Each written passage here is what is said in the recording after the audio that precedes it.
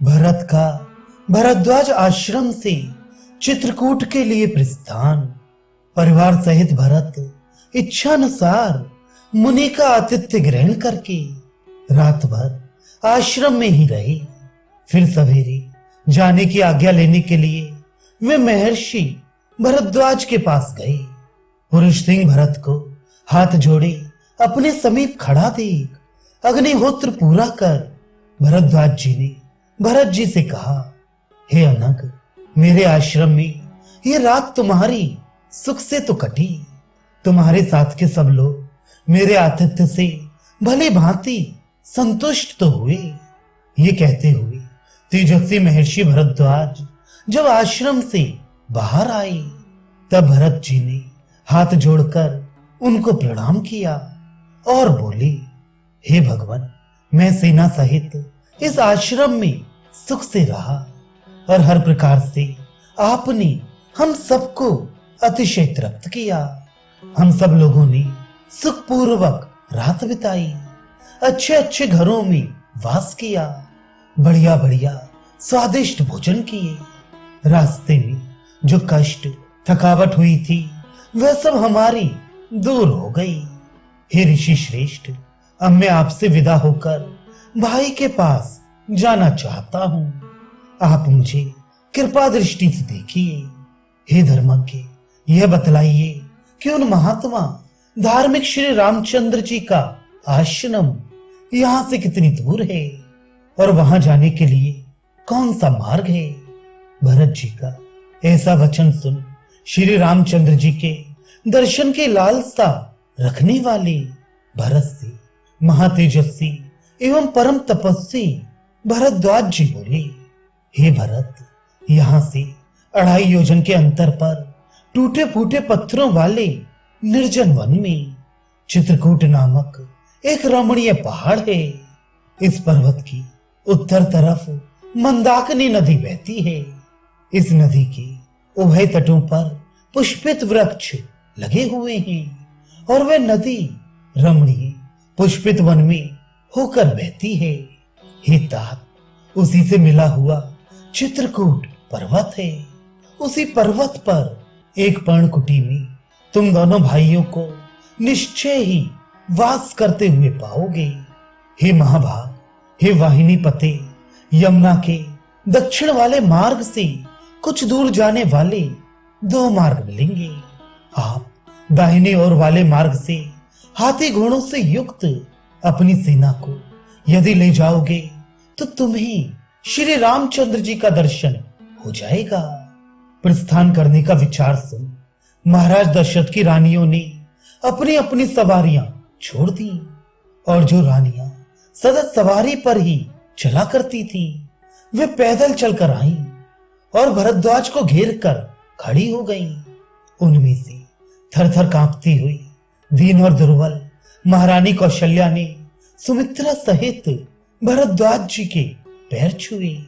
तदनंतर असफल मनोरथ और लोक निंदित कैकई ने लज्जित हो महर्षि के चरण छुए और उन ऐश्वर्यवान महर्षि की परिक्रमा कर दुखित चित्त हो भरत जी के निकट जा खड़ी हुई।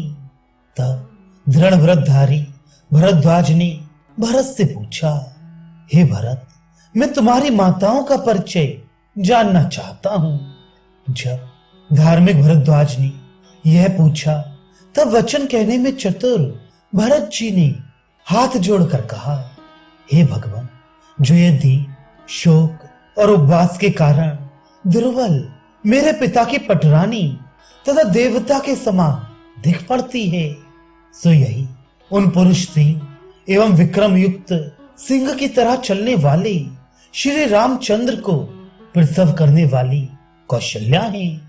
जैसे अदिति ने प्रजापति को उत्पन्न किया था वैसे ही इन्होंने नरश्रेष्ठ श्री राम को उत्पन्न किया है और इनकी बाई भुजा का सहारा लिए हुए जो उदास खड़ी हैं और जो कनेर वृक्ष की पुष्पहीन शाखा की तरह दिख पड़ती हैं, देवताओं के समान दोनों वीर एवं सत्य पराक्रमी राजकुमार लक्ष्मण और शत्रुघ्न की जननी सुमित्रा हैं।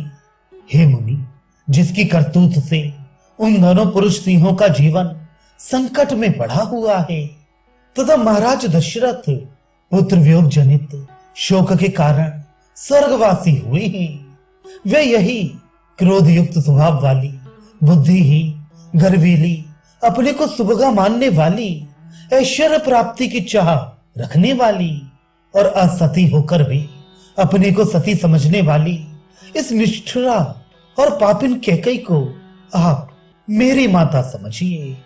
इसी के कारण मुझको इस महादुख में पड़ना पड़ा है।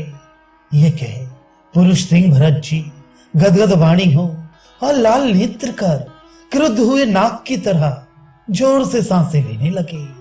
तब महर्षि और भाभी को जानने वाले भरद्वाज ने भरत जी को इस प्रकार कहते थे भरत जी से ये अर्थयुक्त वचन बोले, हे भरत, तुम कैकई को दोषी मत ठहराओ, क्योंकि श्री रामचंद्र जी का यह वनवास आगे चलकर सुखकारी होगा।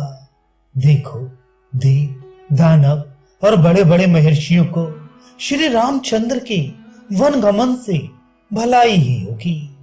यह सुन भरत जी ने भरद्वाज जी को प्रणाम किया तथा उनसे आशीर्वाद प्राप्त कर उनकी परिक्रमा की। तदनंतर भरत जी ने महर्षि से विदा मांग प्रस्थान के लिए तैयारी करने की सेना को आज्ञा दी।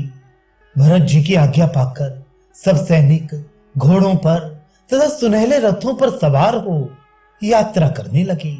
सोने की जंजीरों से कसी हुई अंबारियों से तथा पताकाओं युक्त हथनियों और हाथियों पर वे लोग सवार होकर जा रहे थे। जिस प्रकार वर्षा के अंत में बादलों की गड़गड़ाहट होती है, उसी प्रकार हाथी हथनियों के चलते समय उनकी पीठ पर लटकते हुए घंटों का शब्द होता हुआ चला जाता था। इनके अतिरिक्त बड़ी, छोटी तथा बहुमूल्य की और भी बहुत सी अनेक प्रकार की सवारियां थी, जिन पर सवार हो लोग चले जाते थे। जो पैदल चला करते थे वे पैदल ही रवाना हो गए। तदनंतर कौशल्या आदि रानियां उत्तम उत्तम सवारियों में बैठ श्री रामचंद्र जी को देखने की इच्छा से प्रसन्न होती हुई चली जाती थी। सूर्य अथवा चंद्रमा के समान प्रभा युक्त पालकी में बैठ सपरवार भरत जी चले जाते थे। हाथी घोड़ों से युक्त वह महासेना वहां से दक्षिण दिशा को मेघ की घटा की तरह ढकती हुई आगे चली।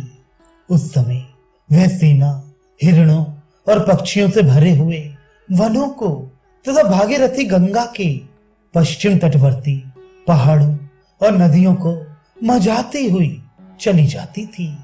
उस सेना के हाथी और घोड़े बहुत प्रसन्न जान पड़ती थी, किंतु वनवासी मृग पक्षी इस सेना को देखकर भयभीत हो गए थे।